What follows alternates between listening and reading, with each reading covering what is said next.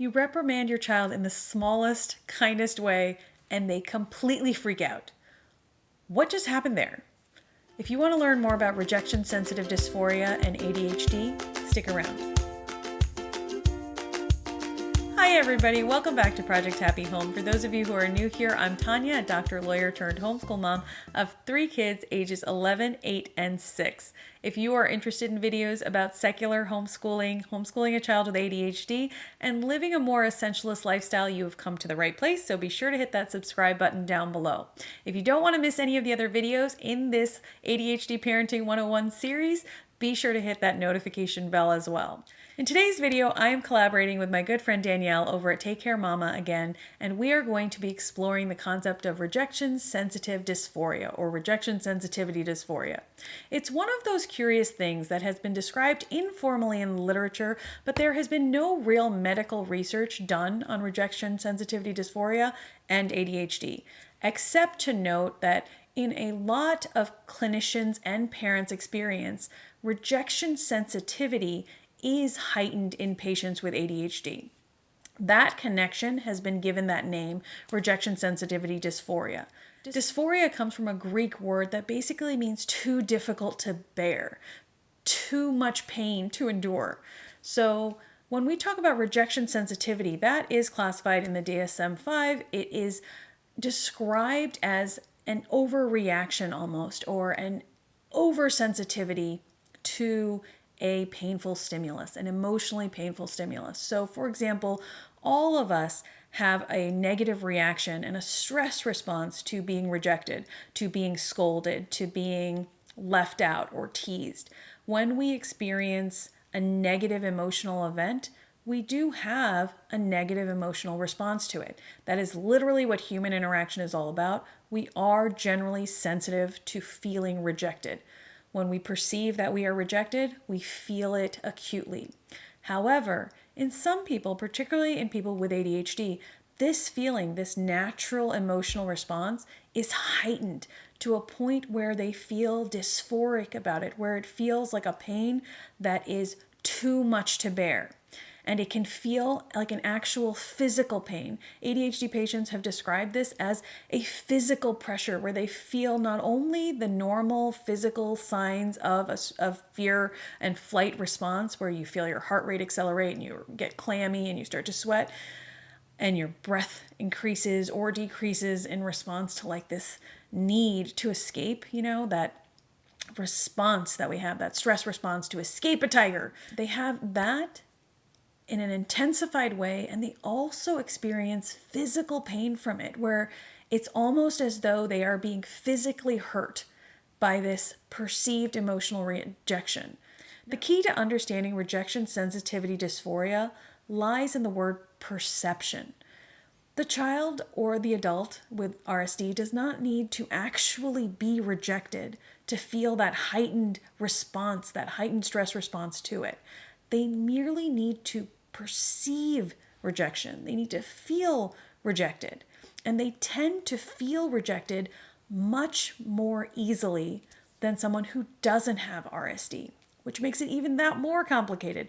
Not only do they have this heightened response to rejection, they feel rejected so much more easily and so much swifter than perhaps someone who doesn't have it.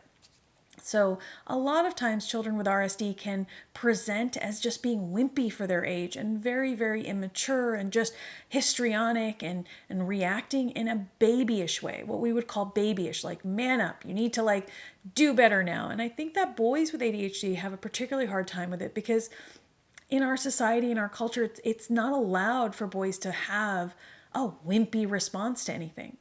I think as parents, it can be especially difficult to address it in a compassionate way because it is our job as parents to help them navigate the world, to teach them the best ways of existing in society harmoniously, of how to behave well in class, at home, on the street, in parks, when you meet people, etc. We're trying to teach them in the best way we know how to be courteous and helpful and good members of society, right? Like, for lack of a better word, we're trying to help them exist in the world in a way that brings them joy as well as other people, right? We're trying to make it harmonious on both sides.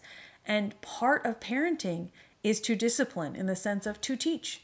You know, the word discipline is literally to teach. So when we say something that we find harmless and kind and normal for parenting, like, hey, make your bed, or hey, like, can you clean up your things, or whatever, and we don't mean anything negative by it. We're not trying to imply that they're messy. We're just sort of saying it the way we would say it to any other kid in our house, the way we might say it to our husband or our wife.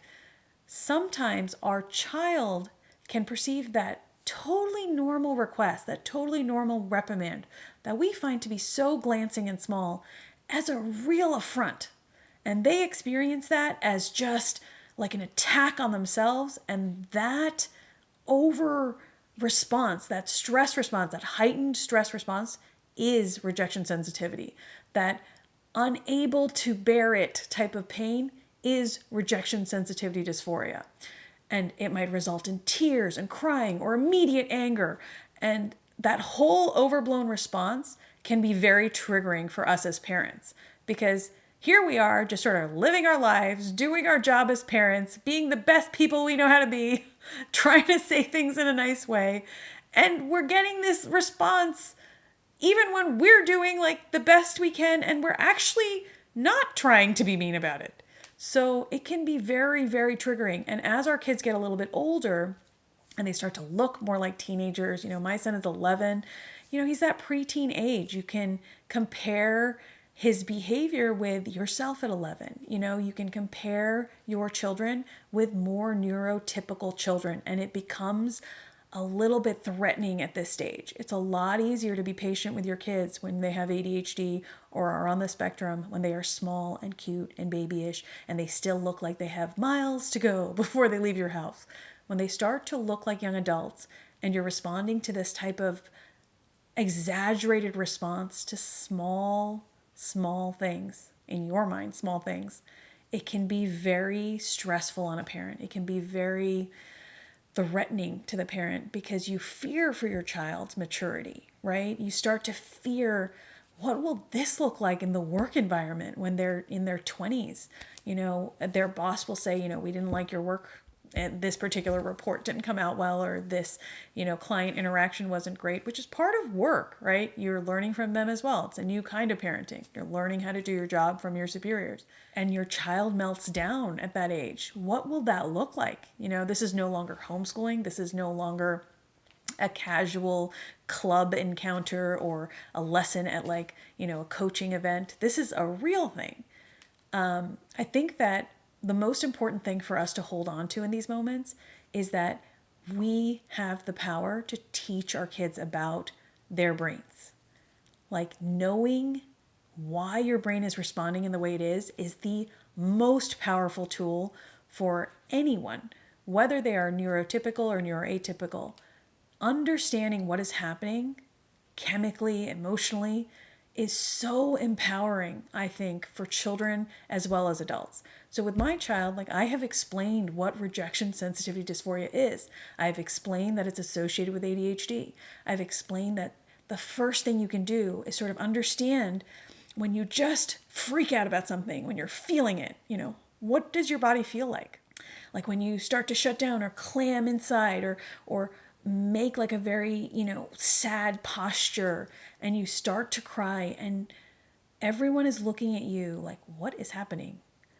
Notice in your own body what is happening.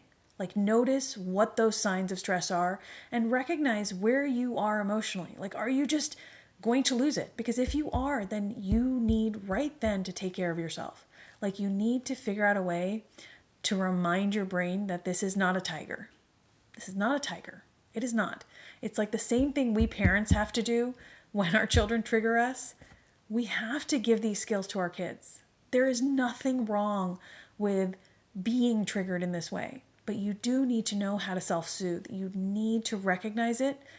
You need to calm yourself by saying, okay, my brain is thinking that this is a rejection. My brain is thinking that people are telling me I'm bad, or that they don't want to be friends with me, or that I'm the worst kid, or whatever. But that is not the truth, and this is all that's happened. So the next step is to really think about what actually just happened. What did my mom actually say? Did my mom say, you're a terrible person because you didn't make the bed? Or did my mom say, hey, go make your bed? What actually happened? Did your mom say, could you clean up that milk you spilled? Or did they say, you're such a clumsy person for spilling the milk? Which one happened? And I think reviewing what actually happened, teaching them to do it for themselves is really important. Because when they think about the actual words that were said or the actual event, they can think about it in a more prefrontal cortex kind of way. Okay, so that means that maybe my mom thinks I'm clumsy, but really all she said was to clean it up. If somebody doesn't want to play with you and they say they're too busy to come over for a play date, maybe they don't like me. Maybe that's the reaction that you have. But really, maybe they're just busy. Think it through with your kid. And the third thing I would do is teach them what calming techniques will help them come back to calm. Like what things work for them, because the same things don't work for everyone. Some people love to meditate, some people hate it. Some people love, little fidgets, some people hate them. Some people love deep breathing. For some people, it just makes them more stressed out, honestly. Like having someone tell you to deep breathe when they're upset just makes you more stressed out, which is why I advise practicing all of these calming techniques when you're already calm. You need to practice them when you are already calm. When you're telling your child about what sensitivity dysphoria is and stuff, tell them about it when they are calm. When you're putting them to bed at night and you're talking about the events of the day, or you talk about just in vague general terms, remember that time when you got really upset when this particular event happened and I totally didn't mean for you to get upset? This is one of the reasons why it happens, because your brain reacted in a too strong way to something because you thought it meant something that wasn't actually true. So let's talk about what it actually happened, what it actually meant, and what can we do to get your brain calmed down again, to get that mommy brain to grab that baby brain and just soothe it down. What can we do? Have these discussions with your child when they are already in a calm state, not during any one of these meltdowns. You know what I'm saying? Let them have that moment, because sometimes it will pass in a moment in the actual event. And try not to take it personally when it happens, because I am definitely guilty of this. I have definitely responded in a way that's like, I don't know what just happened there, but I don't, deserve this. That sensation is a real sensation. I was just being a good parent. That was not a parental meltdown. That was not someone yelling. That was just a normal parenting moment that somehow went awry. I think it is really important for us to just give them time to sort of get back to a calm place. And when they are calm, in another moment, help them by giving them more and more tools to get them back into that place. Because rejection sensitivity dysphoria is a real thing. It is not a child trying to manipulate you. It is not a child, acting babyish. They're not acting. This is not a fake thing that they're putting on. This is not a show. This is not bad behavior. This is a child who's having a difficult time rationalizing something that just happened to them. So when they are in a calm moment, you are the person who can help them rationalize that. And the more you practice this and the more tools you give them, to help restore them to calm, the easier and easier it will become for them as they go on. And I'm not saying this is easy, because we definitely have rejection sensitivity dysphoria episodes in this house, and it just requires this constant kind of reminder of what is actually happening. There's a way that I do this on my own in my journal, actually, where I do truth journaling on occasion, where I will write down, all my journaly thoughts about how horrible the day was. And then I will write down next to it, I'll leave a column blank, I'll only write on half the page. And I will write down the truth about what I actually just said. So if I say today was a horrible day, it was just the worst, and I was a terrible mother or whatever. On the other column, when I reread it, I will write down, we had a 15-minute episode today. That was really, really bad. Not the entire day. And in that moment, I think I could have been a better mom. But does that make me a terrible mom? No. And I think that showing your child how to look at actual events in a rational way when they are calm is helpful, because the more they can do this, the more they can reflect on what actually happened, their response, and what was going on, how their brain operates, the less and less extreme these responses will be, and the faster they can come back to calm, right? We're not trying to become perfect people. We're not trying to raise them. We're not trying to become them. But we are trying to improve our behaviors, improve our reaction times, and teach ourselves how to get back to our best place, right?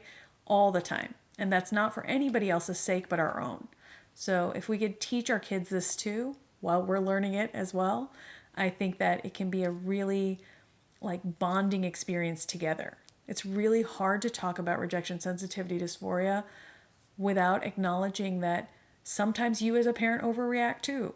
Those are sometimes the best examples to use. Your kids can understand that. They're like, oh, you do it too. I must be okay. So I would say have compassion for yourself, have compassion for your kid. Try to eliminate words like babyish and wimpy and just that fear of them not being fully grown in your head. Because as we all know, if your child has ADHD in general, neurocognitively speaking, emotional development speaking, they are a few years behind their peers of the same age. So really remember those things and give your kid a minute. Give them some time. Just like I said in my very first video of this year, sometimes you don't have to have the right thing to say. Sometimes you just need to be still and let them have their moment to sort of get them back to calm.